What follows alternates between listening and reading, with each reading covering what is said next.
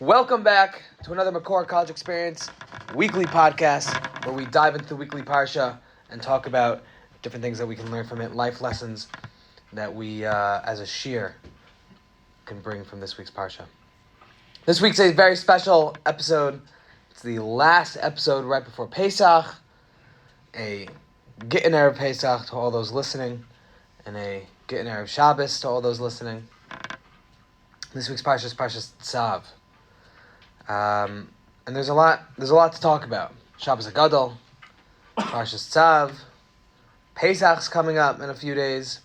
Shir has spent a very long time learning about all the halachas of Pesach, and I think we are almost ready.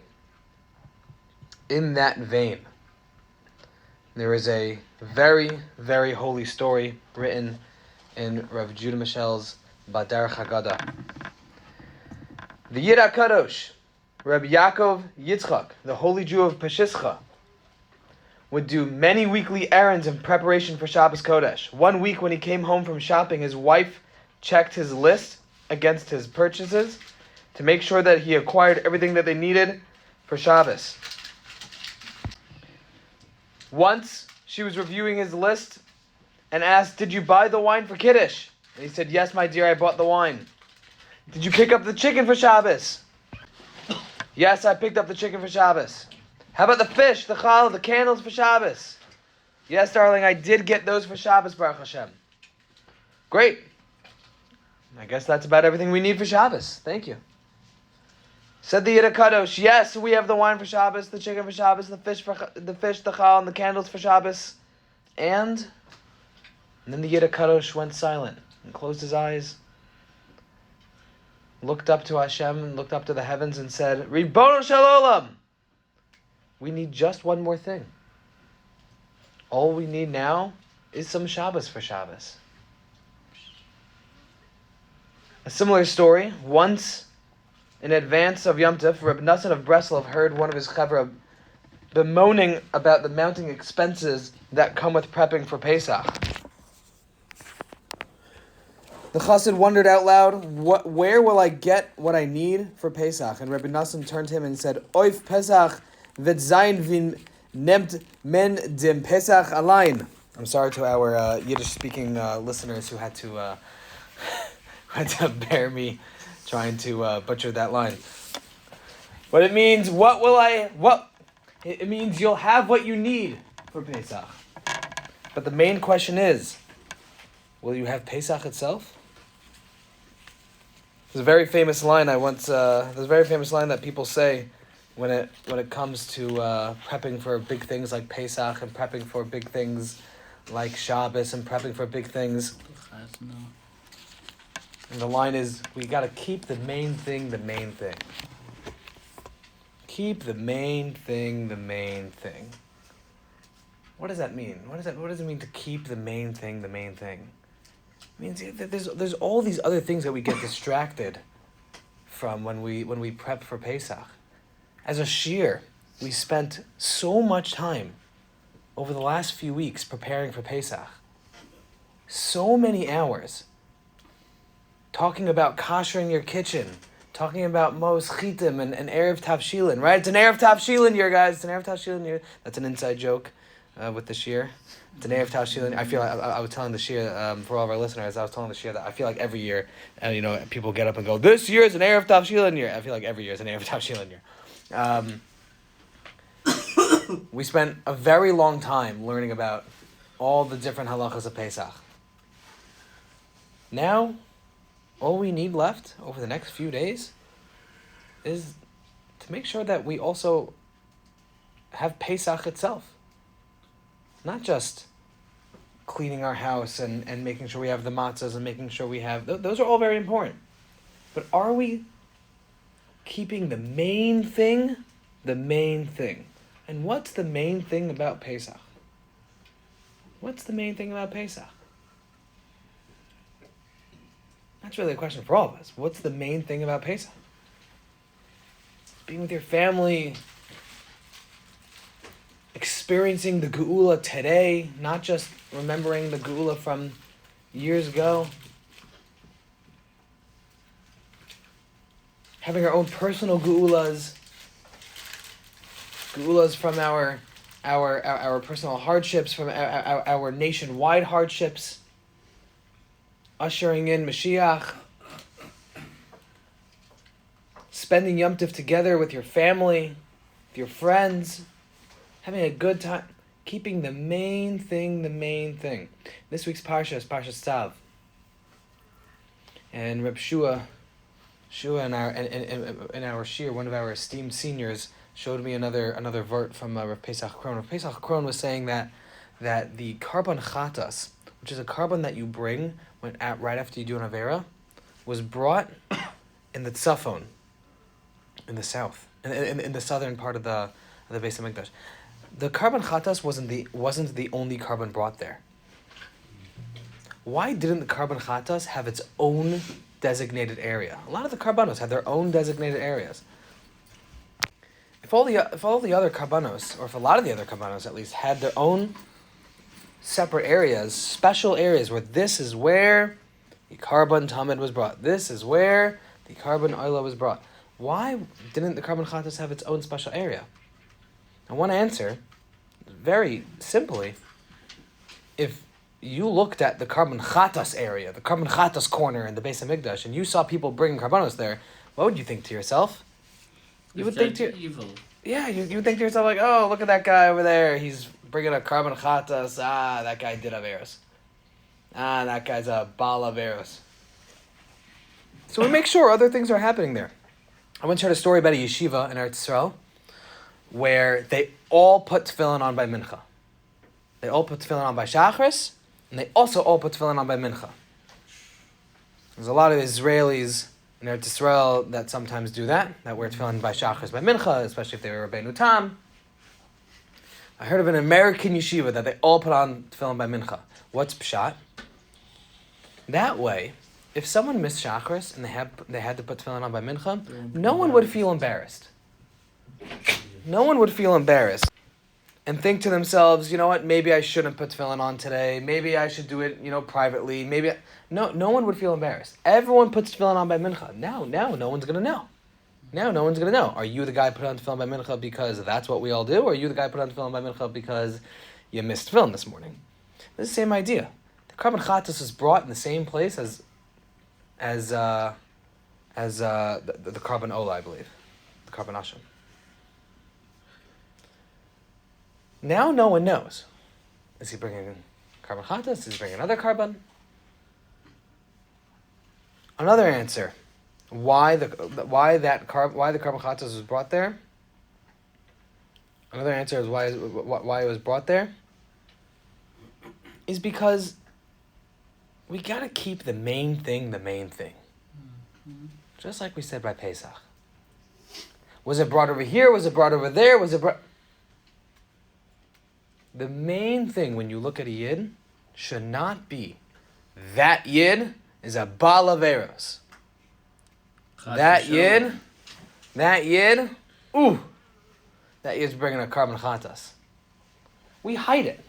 We hide it amongst another carbon because we got to keep the main thing. Keeping the main thing means you do an avera, sure, you got to bring a carbon. Sure, yeah, there's halachas. There's halachas we have to follow. I'm not saying that you shouldn't clean your house for Pesach. I'm not saying that you shouldn't learn the halachas of kashering your kitchen and you shouldn't sell your chametz. I'm not saying that. But, of course, that's not the main thing on Pesach. If all you're doing all Pesach is worrying if the tinfoil is going to fall off the refrigerator handles, all you're doing on Pesach is worrying about whether or not the matzah is going to become wet, and trust me, as someone that didn't eat gebrachs growing up, also this is what I worried about. If that's all you're worrying about, that's not what Pesach is all about. Yes, that's important for those that don't eat gebrachs, but yes, that's important.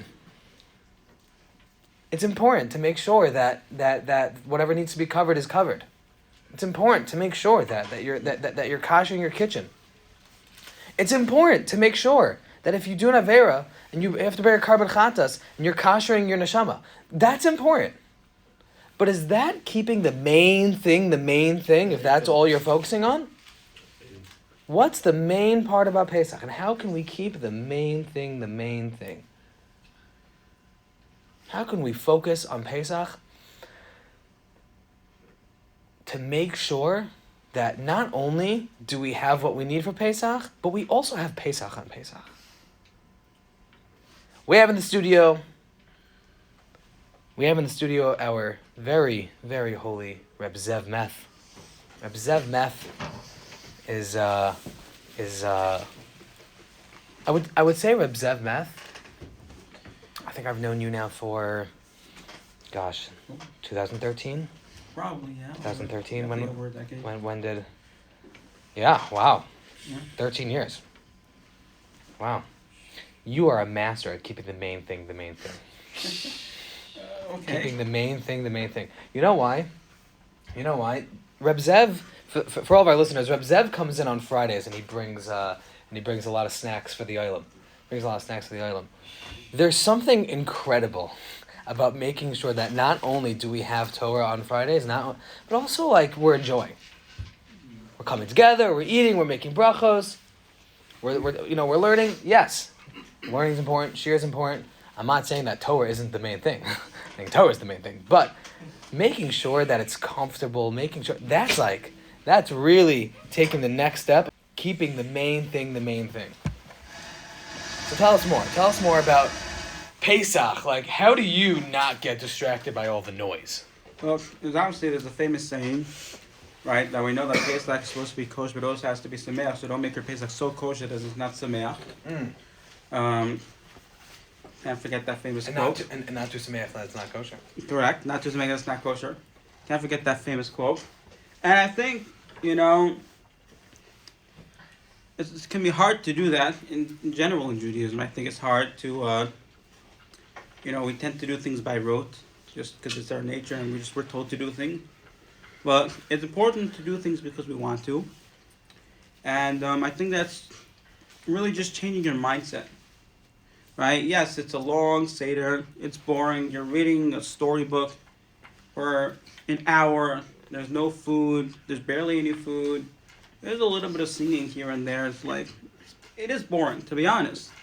But if you change your mindset and try to think about it like it's happy, and also important to think about is, even if it's very hard for you to do it, if you want to do something, as we saw 2 Parshas ago, and they built the Mishkan, right? Tzav built the Mishkan, but it said that the Jewish people built it, even though they didn't, because they want to do it. Therefore, it's as if they built it. So when we want to do a mitzvah, right, it's not just related to the Mishkan. When we want to do a mitzvah, right, even though it's hard and we feel like, I really can't do it, but I want to. It's not like I don't want to do the mitzvah. Just I don't want to spend an hour doing it. So we want to do something, it's as if we did it. And to change your mindset like that. Practical lessons, practical takeaway. Yeah. What can I do to change my mindset? What can I do?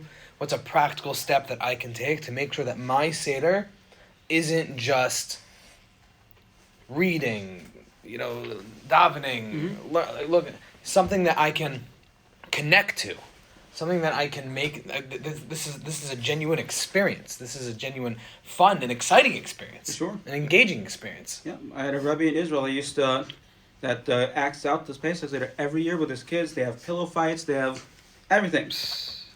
I have an aunt and uncle in Ramat Beit Shemesh. Shout out to my aunt and uncle in Ramat Beit Shemesh, and my cousins who whip each other with scallions. I believe it's a Persian minhag. Yeah, there's a My aunt is Persian. Last year. My aunt's Persian. They're the. Oh yeah. Yeah. My father There you is go. Persian. He used to ask me like. Do you guys, Abe? Do you guys whip yourself with? Do you guys whip each other with scallions at the Seder? No. No. I mean, I believe it's a Persian minhag. It could be not everyone does it, but I believe it's a Persian minhag. It's the only Persian minhag that my uncle took on from my aunt, I believe. Okay. Acting things out, making it fun and making it, engaging. There's no mitzvah to boringly read the Haggadah without translating and without explaining and without acting it out and there's no mitzvah. It's not from to make it I don't know, flatlined. You know what I'm saying? Yeah. What was the word? Stagnant. Stagnant. Yes. There's no mitzvah to make it stagnant. We're not robots. We're not robots. I don't think we can be expected to be.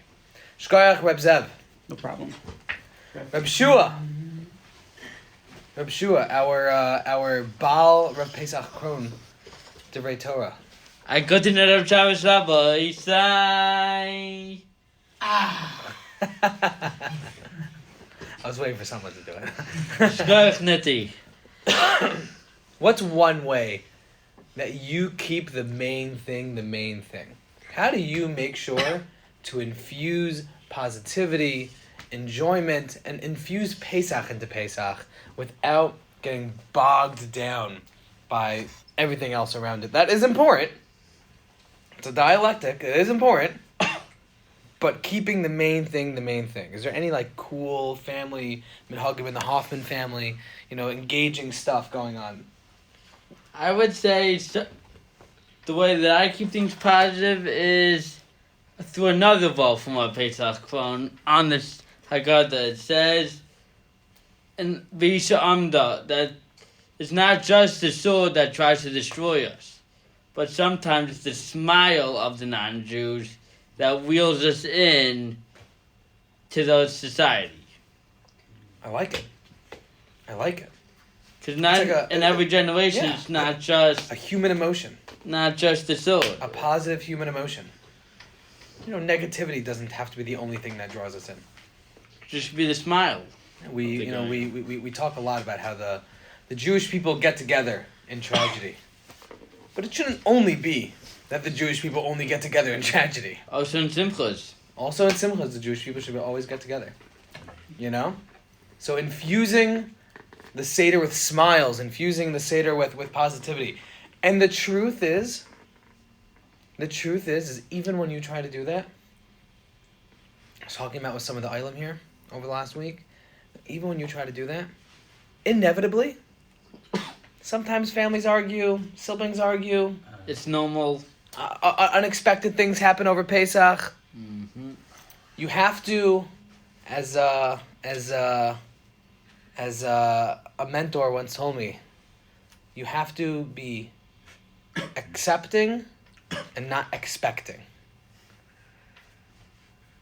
You have to be accepting and not expecting. You can't expect everything should be this way or should be that way or should be this way or should be that way. There's no should. There's no things that it has to be. Accept and not expect. People might fight. People might argue. It's a lot of family time. It's a lot. The kugel didn't come out the way you wanted. The matzah's thicker this year than last year. The wine is too much. You can focus on all the hard things, or you can accept them and say, okay, this is happening. And make it positive. This is happening. I saw in one of the Thank You Hashem posts these like nice little tidbits over the Yom Tovim. Mm-hmm. I saw over Purim. Purim's a very chaotic day, and it said I forgot what the wording was, but it said don't just accept and expect that the day might turn into chaos on Purim, but embrace the chaos. Embrace that the day is going to turn into chaos. Don't expect don't just accept that Pesach is a very chaotic day, but embrace the chaoticness. The chaos will, Bezrat Hashem, usher us into the Gula. Shkoyach Reb Shua. Reb Michael. Holy Michael. How are you? Speaking of Sephardi, does Harav Michael's family have any cool Sephardi minhagim? Like as I was telling you, that when my brother-in-law and my other brother-in-law came to when we went to their house, when I was telling you that we do Rishayim Utam, like all those type of stuff, like with the bag. Yeah, with the bag over our. Oh, you guys pretend to schlep the bag over the shoulder. Yeah. Robert, you do that too? Yeah, I also do that. The Sfardis in this year have the best Siddharm. It's the best Siddharm. Do you guys also do like the? No. Nah. My family's very Ashki. Okay, wait. So. Do you guys do the soft matzah, or do you guys do normal hard matzah? I have a friend that does that, but like the thick. Robert, come up, Robert. Come up, Robert. Come up. Come take a seat. Okay. Come join Michael in the studio. Okay, Michael in the studio. Do you guys do like the thick matzahs or like the soft matzahs? Or do you do the hard ones? The hard matzah. The hard, but you said you have a friend that does the soft ones. Yeah, like my dad's friend. Like I went to his seder. Like he had like a matzah, but it's like thick matzah but soft. Ooh, like lafa.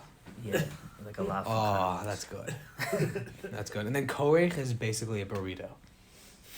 You know, korech in my hands. When I'm eating korech, I take a bite into it. That's it. It's done. That's it. It's all over me. I take one bite into korech, and I'm balancing it perfectly. Like it's a balancing act. And you also gotta like remember, lean to the left. And as soon as you lean to the left, some of the charosas just boom on the floor. And then you're like balancing it. And I try to have some maror in there. And then it's all perfect until I take that first bite and immediately just like falls apart onto my lap. Yeah. So I try to keep a plate under there. That way it falls onto the plate. And then like the rest of it is just kind of like picking up pieces. But the Sephardi one, do you do soft matzah? No, my brother-in-law, when I went to his house, does like the really hard, like the hard crunchy matzah. Okay, chaval. Yeah. No. I have a friend that does the soft matzah. And then korech sounds delicious. Korech is like, what do you say? He does. Yeah. No, it's like throw some shawarma in there and boom, you got a delicious thing going on. Yeah. And my, you know what my Ashki brain is thinking right now? My Ashki brain, you can't put shawarma in it. Why? Because Gebrocks. You have the wet on the soft matzah, Gebrocks. That's how my brain works. All the Sfardis are basically feasting with like shawarma and lafas and like and I'm sitting there like painfully shoving down. Okay, no. Yeah. Any really cool minhagim in Robert or Michael's household besides where we said holding the bag over the shoulder. Anything else? You do the scallions? Scallions? Like whipping each other? No, I don't. No? No, I don't do it either. Oh, okay. Maybe it's just my aunt and uncle and their family. And like my aunt's brother once had a leak. Like a really big leak. It's just like, and no one would go near him. They were afraid that they would get hit by the leak. There's like a custom where like you like take the juice and then you throw it outside. Oh, I don't know that one. You don't know that one? No. What is that? You throw it in the toilet or outside. Really? Yeah. Oh, that's what my family does. You do that also? Take the Yeah, wine yeah. with the grape. What's it for? Like you know how like you do Adam. Dam Sefer Day. Ooh, Yeah. and then afterwards you get rid of it. Yeah. Yeah. Oh. Yeah. Take it outside. You see, like the Ashkis are like, all right, we're done. And you pour it right back in your cup. Yeah, And, but the Ashki moms are like, don't waste the wine. Pour it back in the cup. After my family is done, they do Dam Sefer Day, Kingdom, like all that. We all do like. See, like that's it. I'm done. I'm done with my Ashkis. That's yeah. I want to convert. I want to convert. Do I have to like dip in a Sephardi mikvah? What do I do? I think only Ashkenaz women could cook. What do I do? I have to marry like a super Sephardi. I have to marry a super Sephardi woman. Yeah. How does that work? Poor Sephardi women who marry Ashki husbands and they take on the boring Siddharim. They grew up having lots of fun and now they're like grinding their teeth on the hard matzah, just like having a hard time. And they're just like, all right, we're gonna go outside and like dance in the streets, throwing our wine on the ground. And And their Ashkenaz husband's like, pour it back in your cup. What are you doing, wasting the wine? Oy. The Sfardi's keep the main thing. See, like, it's all about the experience of Pesach. Yeah. Enjoying. Now, what it really sounds like is the Sfardis have more to do. So you can look at it and you can say the Sfardi Sadarim are even harder. There's more to do. There's more minhag. But the Sfardi mentality is, we have more to do, but we are keeping the main thing. Yeah. It's all about experiencing the story, adding excitement and fun in there, having a good time. If something doesn't go right, okay, something didn't go right. And We're accepting. And also, Rabbi, when Mr. Smuss, when he gives his history class, Shout out to Mr. Smuss. well, he says that for like the Sephardim and the Ashkenazim have two different minhags where like the Sephardim do not do Birtat Kohanim like every day and Shabbos. Yeah. But the Sephardim do Birtat Kohanim every day and Shabbos. And that's what he was saying because he said that he never saw someone does Birtat Kohanim like every day on Shabbos until like. And you can look at that. Yeah. And you can look at that and say, now davening's going to be an extra 5 minutes longer. Or you can look at that and say, okay, yeah, it's going to be 5 minutes longer. But what's the main thing? Okay, brachas. Brachas from the Kohanim. Brachas from the Kohanim. Right? It's a different perspective. We have to change our perspectives about Pesach. The Pesach is, yes, full of halachas. It's full of do-nots. It's full of a lot of do's and it's full of a lot of do-nots. And, dialectical moment, all that stuff's important, but it's not as important as keeping the main thing. Arguably not as important as keeping the main thing. And Bezrat Hashem, we will all be zocha. Keeping the main thing, we will all be zocha to bring in the main thing. The third Bayis HaShlishi, the third Beis HaMikdash. Bezrat Hashem, we will all be shechting the Carbon Pesach this year on Erev Pesach in just a few days after Mashiach comes in Yerushalayim. Looking forward to seeing you all there. Have a good Shabbos and have a Chag Kosher V'Sameach and a holy Yom Tif full of accepting the chaos and being part of the chaos, enjoying the chaos, keeping the main thing. Have a good Yom Tif.